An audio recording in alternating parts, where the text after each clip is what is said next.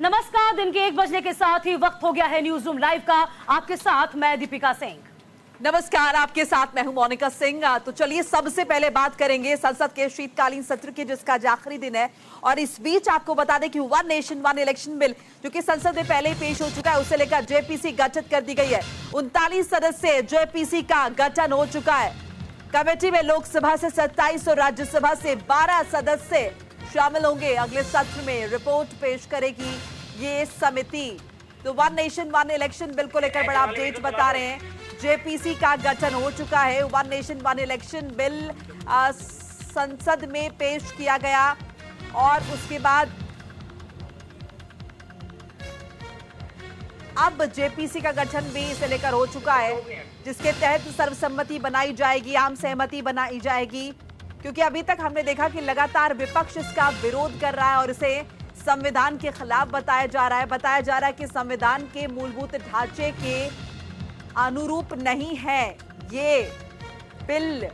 हालांकि संसद में इसे पेश किया जा चुका है और अब जेपीसी गठित कर दी गई है। लोकसभा से 27 और राज्यसभा से 12 सदस्य इसका हिस्सा होंगे और अगले सत्र में रिपोर्ट पेश करेगी समिति। चूंकि देखिए शीतकालीन सत्र आज खत्म हो रहा है, आज आखिरी दिन शीतकालीन सत्र का, और इसके बाद जब अगला सत्र शुरू होगा तो ये जो समिति तैयार की गई है, जेपीसी की कमेटी तैयार की गई है, ये रिपोर्ट पेश करेगी और एक आम सहमति बनाने की कोशिश की जाएगी। सभी सदस्यों को इससे जुड़े तमाम जो फैक्ट्स हैं वो समझाए जाएंगे और सबको एक पेज पर लाने की भरसक कोशिश की जाएगी। इसीलिए जेपीसी का गठन, जेपीसी को लेकर जहां विपक्ष का कहना है कि यहाँ पर भी वो इसका विरोध करेंगे क्योंकि बहुत सारी खामियां इसमें हैं, वहीं सरकार इसे लेकर पूरी तरह से आश्वस्त है और ये कोशिश कि जल्द ही इसे कानून बनाकर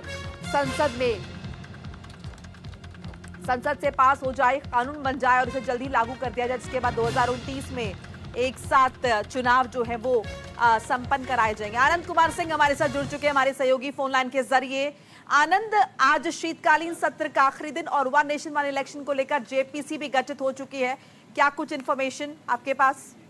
मोनिका, अगर बात की जाए वन नेशन वन इलेक्शन को लेकर सरकार का जो महत्वाकांक्षी बिल है उसको लेकर तमाम कवायद आगे की जा रही। लोकसभा में सदस्य तो जेपीसी में होंगे, वन नेशन वन इलेक्शन को लेकर उनकी घोषणा कर दी गई है।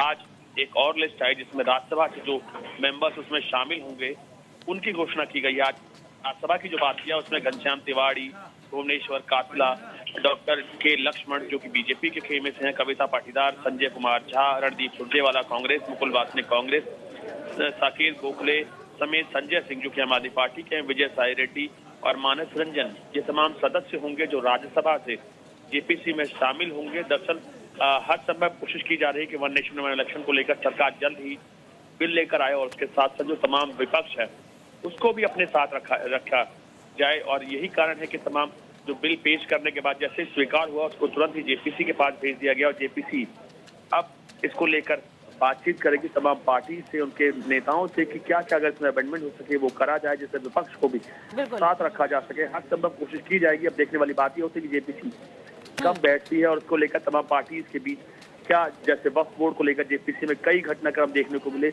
वही नतीजा एक बार फिर ये वन नेशन वन इलेक्शन में भी देखने को मिलेगा या कोई अमेंडमेंट या कहीं सरकार के साथ बातचीत करके तमाम। आनंद, ऐसे पहले खबर ये भी थी और जानकारी भी थी कि बीजेपी सांसद जो भरतृत महताब थे वन नेशन वन इलेक्शन के बिल पर, जो अध्यक्ष अब वही होंगे। हालांकि ये भी कहा गया था कि लोकसभा से 21 सदस्य और राज्यसभा से 10 सदस्यों का नाम शामिल कर दिया गया था। अब इसको बदल दिया गया, यानी कि लोकसभा से अब 27 हो गए हैं और 12 सदस्य हो गए हैं राज्यसभा से। तो इसमें जो बदलाव हुआ, इसकी कोई वजह? देखिए दीपिका, इसको लेकर सिर्फ एक और सिंपल सी वजह यह है कि सरकार हर पार्टी का नुमाइंदा इस जेपीसी में रखना चाह रही है, क्योंकि आप देखेंगे वन नेशन वन इलेक्शन कहीं ना कहीं पूरे राष्ट्र के जुड़े हुए मुद्दों के साथ या चुनाव के साथ आएगा, तो हर पार्टी की जिम्मेदारी होती है उसमें उनका रुख जानना। केंद्र में सरकार बीजेपी की है, उनका महत्वाकांक्षी प्रोजेक्ट है, तो हर एक सरकार के साथ बात करना चाहते हैं, हर एक पार्टी के साथ बात करना चाहते हैं। यही कारण है कि जो पहले संख्या कम रखी गई थी वो बढ़ के ज्यादा हो जाएगी। कहीं ना कहीं ये तमाम चीजें उसी ओर आगे बढ़ा जा रहा है। जो पहले सदस्य कम हो रहे थे जेपीसी में, अब बढ़ के ज्यादा होंगे, तो कहीं ना कहीं इसको मेन तौर पर आप देख सकते हैं हर पक्ष को जानने की कोशिश की जा रही है। आनंद, इसके अलावा देखिए भी कहा जा रहा था कि जेपीसी में तमाम एक्सपर्ट्स को भी इंक्लूड किया जाएगा, बुद्धिजीवियों को रखा जाएगा। कोशिश की जाएगी कि सब लोग सेम पेज पर आए, तमाम जो विपक्ष इसका विरोध कर रहा है उनकी भी आम सहमति हो। तो और जिन लोगों के चुनाव की बातें उससे जुड़ी हुई कोई इन्फॉर्मेशन आपके पास? अगर मोनिका इसको देखा जाए तो कहीं ना कहीं आपको याद होगा जब जेपीसी का कानून लाया जा रहा था तो उसको जो ढांचा तमाम संरचना दी जा रही थी, उस वक्त भी लॉ एक्सपर्ट्स को बैठाया गया था, लॉ कमीशन इसको लेकर बैठा था, उनसे जानने की कोशिश की गई थी कहाँ कहाँ अमेंडमेंट करना पड़ेगा, कैसे अमेंडमेंट करना पड़ेगा, क्या सिंपल मेजोरिटी चाहिए होगी या 2/3 मेजोरिटी चाहिए होगी।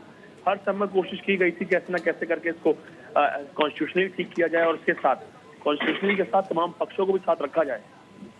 अच्छा, मतलब अब जो हम ये मान सकते हैं कि जेपीसी का गठन आनंद कर दिया गया है और अगले सत्र तक इस कमेटी को अपनी रिपोर्ट पेश करना होगा, तो ये क्या बतौर डेडलाइन कह सकते हैं या फिर आगे भी बढ़ सकती है रिपोर्ट देने की तारीख? दीपिका, अभी तक तमाम जो चीजें होंगी ये उस दौर चीज के बाद निर्धारित होंगी जब जैसे ही बैठक होगी, क्या विपक्ष इसको लेकर जो सरकार चाहती है उसमें सक्षम है, सहमत है, या उसके बाद उनको किसी मुद्दे को लेकर विरोध करना है और विरोध किस हद तक जाएगा, तमाम चीजें अपने साथ देखी जाएंगी। और आपने देखा कि अब बोर्ड का भी जो जेपीसी बनाई गई थी उसका कार्यकाल